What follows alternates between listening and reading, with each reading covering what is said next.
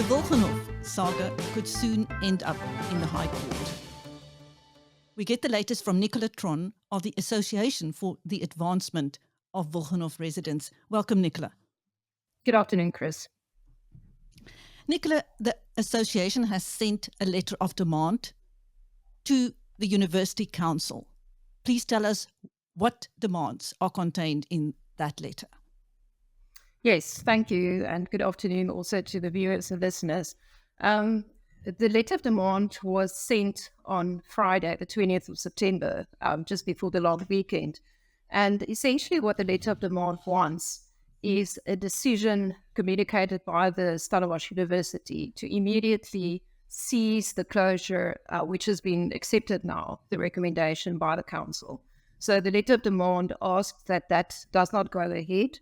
And then if that isn't done by SU, then on an urgent basis, there will be an application to the High Court. Okay, that is not the only demand in the letter. What are the other demands? Yes, let me open it. It's going to be much easier if I just get it here in front of me. So it will say it will not implement its decision to close Wilgenhof in 2025. It will proceed with the allocation of current qualifying Wilgenhof residents. It will immediately retract its decision not to recognize the current House Committee, confirm the right of current third years in leadership positions, and it will immediately proceed with the allocation of first years. So maybe just a little bit of background there. So the immediate decision is obviously the closure of Wilgenhof, and we can talk about that in a while. But what is also linked to this is the fact that there's no allocation of current Wilgenhof, so there's no future Wilgenhof students for the next year. And very importantly, currently the university is given the current residents the opportunity to be placed in other residences, but that process has been very chaotic administratively. The students, for instance, request that they be placed with their roommates, which seems not to be the case. There's all sorts of uncertainty around that. And then this third point, which is to recognize the current House Committee, is also very important because some of the House Committee members have been duly elected as House Committee members of Wilgenhof for the coming year. But because they are postgraduate students next year, the university has now informed them that they actually do not meet the requirements for placement in a residence, and therefore they will specifically be prejudiced in the sense that they will have to seek then private accommodation. So as you rightly point out, there are a few things that supports this idea of it's not only the closure, but it's also the other actions of Stellenbosch University at the moment that is causing this prejudice and harm to the students at the moment. Now, you've given the university an ultimatum that you will seek an urgent interdict in court. On the basis of what legalities will you do so? Okay, so I think the first thing to say is obviously I'm not a legal expert. So maybe just to give you some background, the association, the Advancement of Wilgenhof Residents, this is actually a voluntary association that was created. The members are 343 members, which consist of the current residents together with their parents. So I'm a parent of a current resident of Wilgenhof. And this has actually come about through interaction on a WhatsApp group, where parents had the opportunity to share their impressions and their thoughts after the council, the decision that was made on the 24th of June. And it immediately became apparent on that WhatsApp group that, parents felt that their children were absolutely discriminated against. And that then led to a joint submission from the parents. And this then ultimately resulted in the creation of this association. And therefore, I can talk to the legal grounds, but I just want to qualify them. I'm not a legal expert. But essentially, it's about the irreparable harm that will follow. So if one just thinks about the concepts that are in the letter of proportionality and rationality, I think those are the important ones to consider.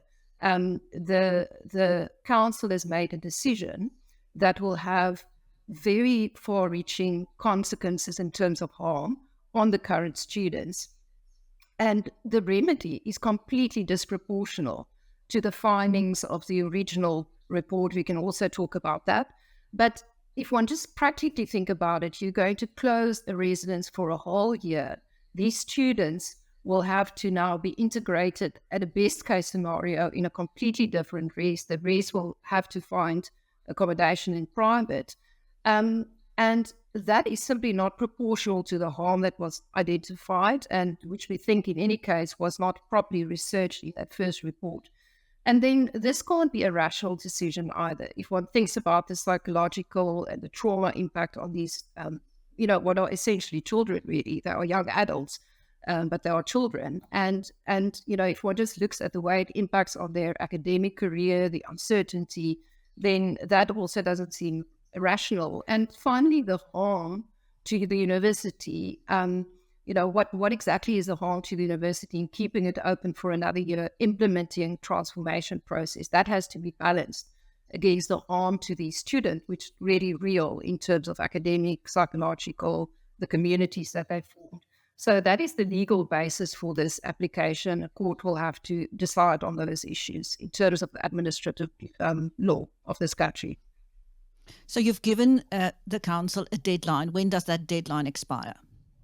Yes, so the letter, as I said, was sent on Friday, the 20th of September, and 3 business days were given. So given the Heritage Day, that would be Monday, Wednesday, Thursday.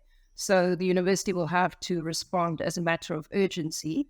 And of course, if that doesn't happen, then as the letter says, then the association will approach the Cape High Court on an urgent basis. And I think the urgency is clear. The urgency must be clear to everybody. We are now in September already. These students, I want to say something about the timing of these decisions as well, but these students have to find accommodation. It's already very late in the day. They need certainty as to their future. I mean, a student is somebody that is focused on their immediate academic journey that they have to undertake, and this uncertainty is really difficult for them. As parents, we have seen the impact of this on our children. As I said, both council decisions, the one in June to ask for further submissions, and the one now on 16th of September, came in the middle of serious, the first one exams and the second one tests. So, I mean, I can speak, for instance, my child is a third year Wilgenhof Residents, and the decision that was communicated to the Wilgenhof Residents on the 16th of September, the current vice rector came to the res. He gave this decision, which really sounds like a sentence, to the current inhabitants of Wilgenhof. And my son literally left that meeting, and 20 minutes later entered an exam or a test location we had to write. And he didn't write very well, as you might imagine. So I just think, there's a real consequence here for real students that the university really has to take into consideration. And hopefully that will also be a real consideration when the court looks at this.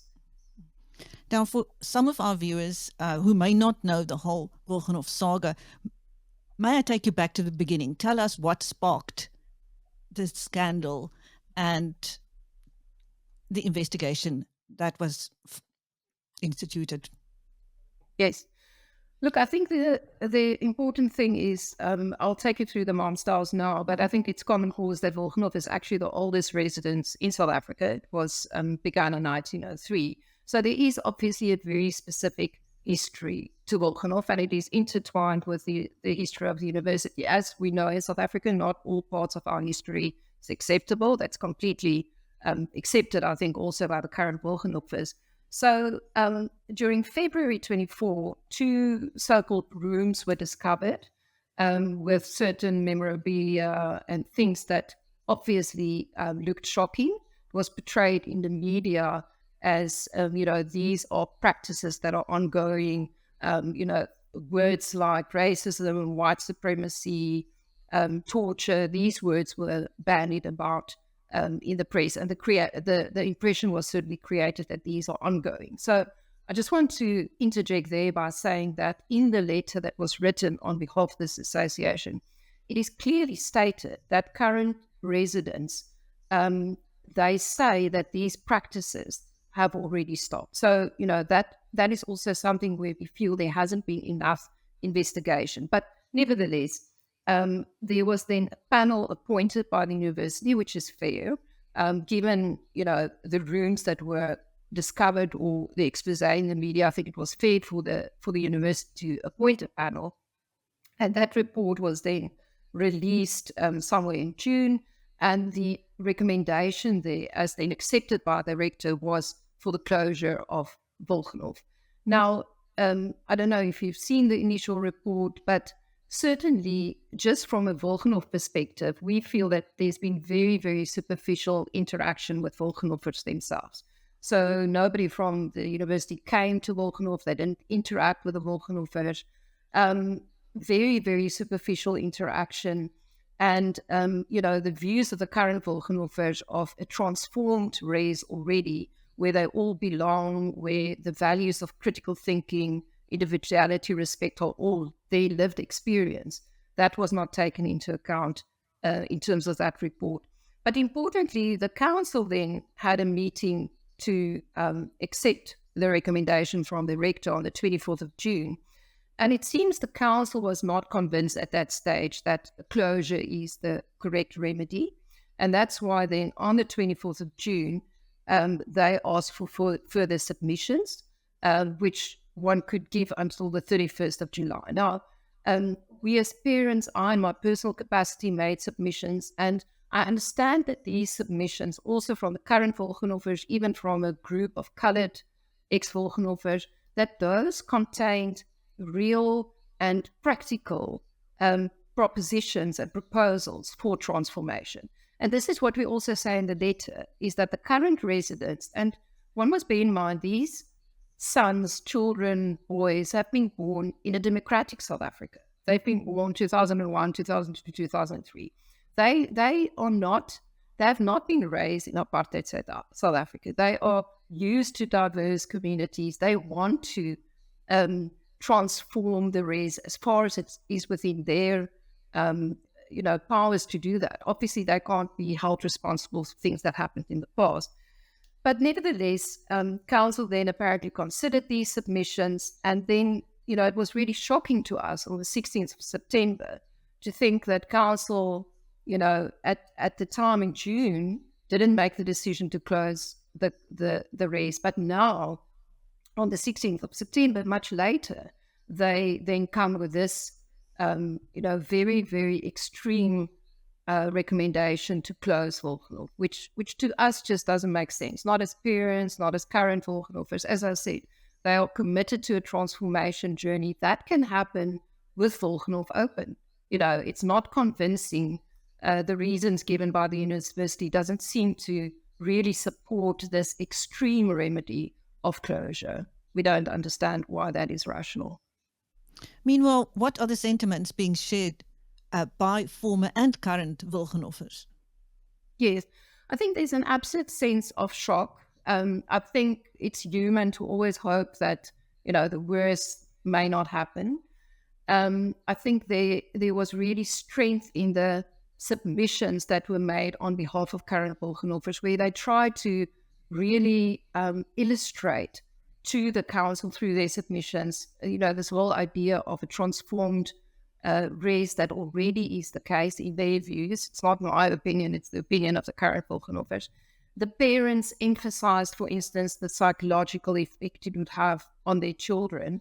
And really, the current mood amongst the Wilgenhoffers is really one of despair. And the reason why is that the council decision came out on the 16th of September.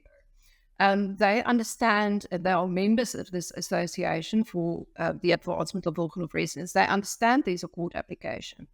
But within a week of that council decision, they have all received emails already, either placing them in a race that, they can't even fathom how they must walk into, let's say, Dagbreek or Eendrag as an ex-Wilgenhoffer that's now been made out as a Nazi or white supremacist. That's not going to, it's going to be very difficult for the students. And then some of them have simply received an email saying they were too late in their application, which predates the 16th of September announcement, and they will have to go on to a waiting list. So it's really despair. It is, I think, a deep disillusionment with the university environment, which I think they expected to be nurturing in terms of education, nurturing in terms of their duty of care. And I think they feel abandoned really by the university. I think that's the overall impression. And they are courageous guys. I spoke to my son yesterday. They proceeded to have a Heritage Day celebration with the rest of the community, with their cluster. They want to participate in university celebrations, and they went ahead amidst this feeling of gloom and disappointment. Thank you. That was Nicola Theron of the Association for the Advancement of Wilgenhof Residents speaking to BizNews about the fight to stop the closure of Wilgenhof Residents at Stellenbosch University. Thank you, Nicola, and I'm Chris Steyn. Thank you, Chris, for the opportunity.